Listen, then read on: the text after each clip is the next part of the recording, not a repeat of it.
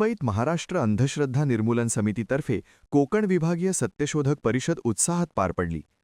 महात्मा ज्योतिबा फुले यांच्या जन्मद्विशताब्दी वर्षाचा प्रारंभ, डॉक्टर बाबासाहेब आंबेडकर यांच्या चौदार तळे आंदोलनाच्या शताब्दी वर्षाचे औचित्य आणि लोकनेते दी.बा. पाटील यांच्या जन्मशताब्दी वर्षानिमित्त या परिषदेचे आयोजन करण्यात आले. परिषदेचे उद्घाटन आगळ्यावेगळ्या पद्धतीने करण्यात आले. संत तुकाराम महाराजांच्या गाठेवर आधारित सत्यशोधनाचा मनोरा उभारण्यात आला, ज्याचे उपस्थितांनी विशेष कौतुक केले. कोकण विभागातील विविध जिल्ह्यांतून सुमारे 250 कार्यकर्ते सहभागी झाले होते. यावेळी खासदार सुरेश म्हात्रे यांनी अंधश्रद्धेविरोधात ठाम भूमिका मांडत समितीच्या कार्याला सहकार्याचे आश्वासन दिले. सामाजिक कार्यकर्त्या सुरेखा दळवी यांनी सध्याच्या सामाजिक परिस्थितीवर भाष्य करत कार्यकर्त्यांना सजग राहण्याचे आवाहन केले. परिषदेच्या विविध सत्रांमधून सत्यशोधक विचारांचा वारसा पुढे नेण्याचा निर्धार व्यक्त करण्यात आला. खास करून स्वर्गीय दी.बा. पाटील साहेब यांच्या जन्मशताब्दी वर्षानिमित्त महाराष्ट्र आंदोलन अंधश्रद्धा निर्मूलन समिती यांच्या वतीने जो कार्यक्रम आयोजित केला होता, खऱ्या अर्थाने आपण पाहिलं तर स्वर्गीय दी.बा. पाटील साहेब आयुष्यभर याच विचारांचा त्यांनी लढा दिला, याच विचारांची त्यांची कायम निष्ठा राहिली आणि आज त्याच विचारांच्या माध्यमातून समितीनं त्यांना श्रद्धांजली वाहिली, त्यांच्या निमित्त कार्यक्रम ठेवला. ही खूप चांगली गोष्ट आणि खऱ्या अर्थाने स्वर्गीय दी.बा. पाटील साहेबांना श्रद्धांजली आहे. आणि आपण पाहत असाल आज सगळे प्रकार जे काही असं नाही, एका धर्मात नाही, सगळ्या धर्मात असे प्रकार चव्हाट्यावर येत असतात आणि म्हणून लोकांची श्रद्धा असावी, अंधश्रद्धा नसावी हे असं नेहमीच हे माझंही स्वतःचं म्हणणं आहे की अंधश्रद्धा ही नसावीच.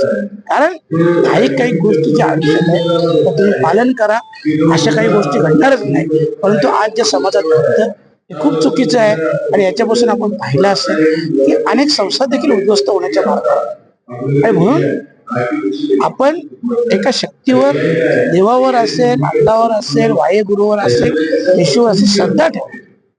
परिषदेत झालेले ठराव आपल्याला चालले आहेत. भविष्यात संसदेत कशा प्रकारे आपण मांडाल आणि या परिषदेत लागेल कशी पावलं नाही. आता जे परिषदेत ठराव झाले तर सरावाची प्रत ठरावाची मला दिली आहे. मी आता गाडीत जाता वाचेल, पण एवढं नक्की आहे की हा विषय संसदेत मी नक्की आहे. खर तर महाराष्ट्र अंधश्रद्धा निर्मूलन समितीच्या वतीनं या कोकणस्तरीय सत्यशोधक परिषदेचं मोठ्या उत्साहात आयोजन केलेलं आहे. एका बाजूला महात्मा फुल्यांचा सत्यशोधकी वारसा, दी.बा. पाटलांचा हा सत्यशोधकी वारसा, इथल्या फुलेशाह आंबेडकरांचा हा महत्वाचा राजकीय वारसा पुढे घेऊन जाण्याचं काम महाराष्ट्र अंधश्रद्धा निर्मूलन समिती करते. एका बाजूला धर्मांध शक्ती अधिक जो धरत असताना आज ही हा सत्यशोधकी वारसा पुढे घेऊन जाण्याचं काम अनिच करत आहे. पुन्हा एकदा नव्यानं आपल्याला हा सत्यशोधकी वारसा लोकांच्यापर्यंत घेऊन गेला पाहिजे. समाजामध्ये भेदाभेद वाढवण्याचं काम केलंय, माणसामध्ये अंतर वाढवण्याचं काम केलंय. इथल्या सगळ्या या समृद्ध वारशानं माणसाला जोडायचं काम केलं. पण आत्ताचं जातीयवादी आणि धर्मांध शक्ती ही माणसातलं अंतर वाढवण्याचं काम करत आहे आणि हे अंतर कमी करून मानवतावादाचा प्रचार करण्यासाठी आणि खरा सत्यशोधकी वारसा पुढे घेऊन जाण्याचं काम या परिषदेच्या निमित्तानं होईल. अशा स्वरूपाच्या राज्यभर ह्या परिषद चालू आहे. आज कोल्हापूरमध्ये सुद्धा सत्यशोधकी परिषद आहे. संघटनेच्या वतीनं जिल्हास्तरीय, विभागीय स्तरीय, राज्यस्तरीय पुढल्या काळामध्ये परिषद पुन्हा फुल्यांचा वारसा काय आहे तो नव्या पिढीला सांगितला जाईल, बाबासाहेबांचा विचार पुढे सांगितला जाईल. अशा पद्धतीनं या परिषदेमध्ये सत्यशोधकी विचाराचे आपण पाईक आहोत असं आपण ठामपणे सांगतो. आयोजन अतिशय नीटनेटकं आणि छानपैकी झालं. त्यांचं संपूर्ण कार्यक्रमाचं आयोजन चांगलं होतं, परंतु पाहुण्यांनी वेळ न पाळल्यामुळे वेळेचा थोडासा गोंधळ झालेला दिसतोय.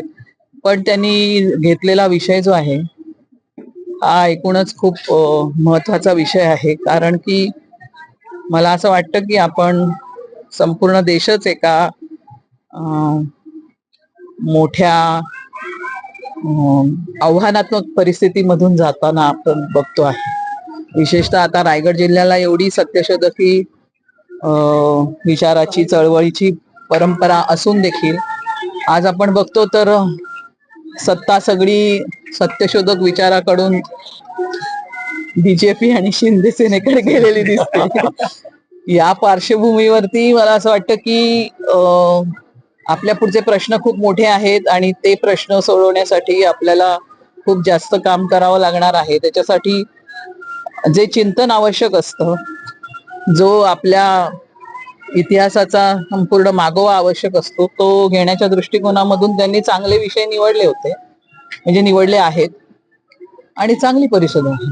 नाही तेवढा म्हणजे तोच महत्वाची गोष्ट आहे की आपला जो विचार आहे तो मासेस पर्यंत घेऊन जाणं, हेच मोठं आत्ता आव्हान आहे असं मला वाटतं. की आज आपण ज्यांना विचार समजतो आहे, ज्यांच्यापर्यंत विचार नेता येतो आहे, अशा काही ठराविक लोकांपुरती आपली चळवळ आज माझ्या मते मर्यादित आहे. खऱ्या अर्थाने मास मुवमेंट जोपर्यंत होत नाही, म्हणजे जसं आपण बघतो की इथे शेतकऱ्यांचे एवढे हजारो शेतकऱ्यांचे मोठे मोठे लढे झाले, परंतु आज इथे जे काही म्हणजे डेव्हलपमेंटच्या नावाखाली जे काय कत्तल झाली, इथल्या पर्यावरणाची, इथल्या शेतीची जी काही कत्तल झाली, त्याच्यामध्ये काही इथला शेतकरी हा नेतृत्वहीन होता असं माझं ऑब्झर्वेशन आहे आणि ते खूप गंभीर आहे मला. आजची वस्तुस्थिती पाहता नाशिकमधील खरासबाबाचं प्रकरण सध्या गाजत आहे. अंधश्रद्धा निर्मूलन समितीच्या अनुषंगाने खूप मोठी काम पाहायला मिळते. तरी अशा घटना घडून येतात, कशा प्रकारे पाहता?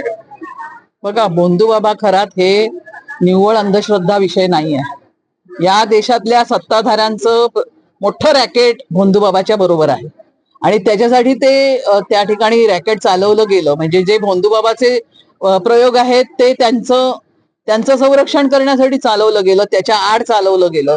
त्यामुळे हे जे रॅकेट आहे हे सत्ताधारी आणि भोंदूबाबा असं रॅकेट आहे. त्याच्या विरोधामध्ये आज या ठिकाणी कोणी बोलायला तयार नाही. या महिला बाल कल्याणच्या मंत्री तटकरे बोलायला तयार नाहीत, फडणवीस बोलायला तयार नाहीत. फडणवीसांकडे कसं आहे की जे ह्याच्यामध्ये भ्रष्ट आहेत किंवा जे ह्याच्यामध्ये गुंतलेले आहेत ते जर का बीजेपी मध्ये येणार असतील तर ते त्यांना पावन करून घेण्याच्या मनस्थितीमध्ये असतात.